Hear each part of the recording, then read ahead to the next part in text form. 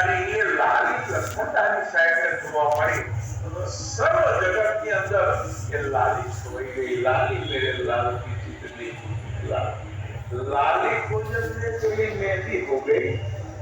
સમરણ એ છે કે સાહેબનું સમરણ કરતા કરતા આપણે પણ સાહેબમય થઈ જઈએ. એ મોક્ષનું દ્વાર, એ જ મોક્ષનું દ્વાર. એ રાજ શબ્દ આપણે ઉતારી લેજો. અમારે કોઈ શબ્દ નહીં આવે, રામેશ્વરી દીકરીના પણ ના આવે, પદ્મનાભ સાહેબ આ શબ્દ તમે કોણ કદાચ સાહેબ પેલો સત્સંગ કર્યો તો એ આજે હમણાં નહીં મળે છે.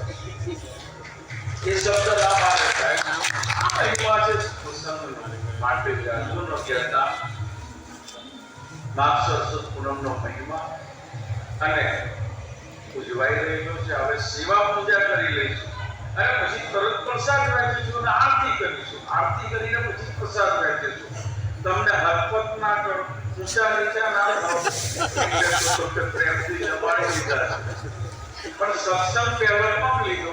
જો સેવા કરી લઈએ તો એક ભાવો હમણાં આપે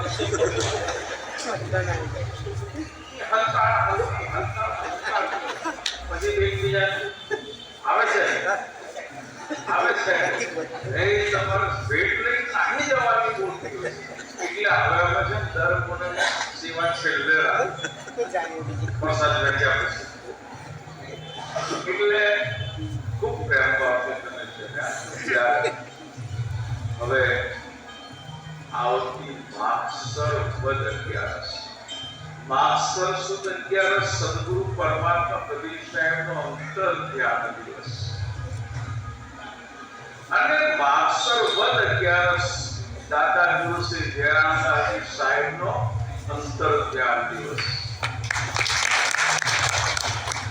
5 વર્ષ પહેલા કહી દીધેલું કે 5 વર્ષમાં આ દિવસે મારે મુક્ત થવું છે એવું 5 વર્ષ પહેલા કહી દીધેલું. શુક્રવારનો તહેવાર અને માગસર વદ 11 મહિમા દાદા ગુરુ શ્રી જયરામદાસજી સાહેબની એવી પરમ પવિત્ર પુણ્ય તિથિ આવે છે.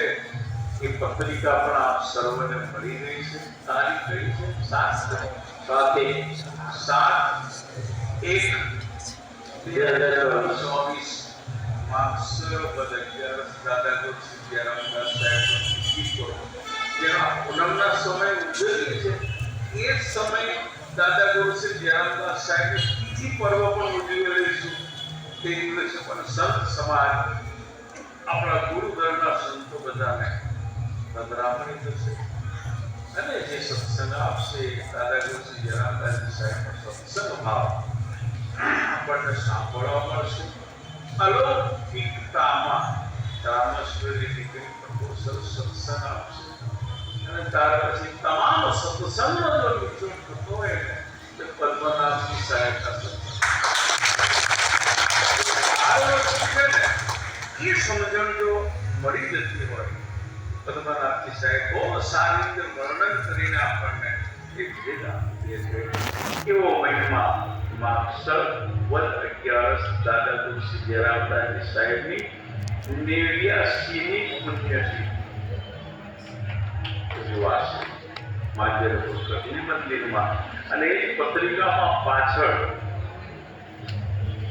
લક્ષ્મણદાસજી સાહેબની પુણ્યતિથિ 19/1/2024 ના રોજ હરસુંડામાં આ સવારમાં જ ઉજવાશે. રાતનો કાર્યક્રમ નથી. પાછો કોરોના રોગ આવી ગયો છે.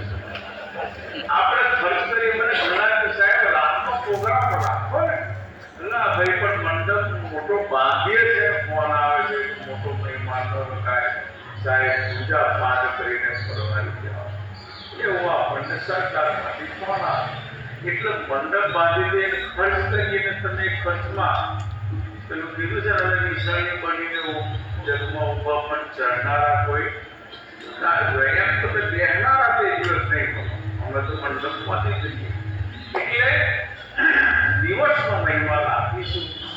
સવારમાં 10 થી 11 પૂજા કરી ગાદી પૂજનનું પૂજન કરી અને 11 વાગે નિશાન 12 વાગે પછી સત્સંગ ભાવ લઈ લઈશું. 12 થી 2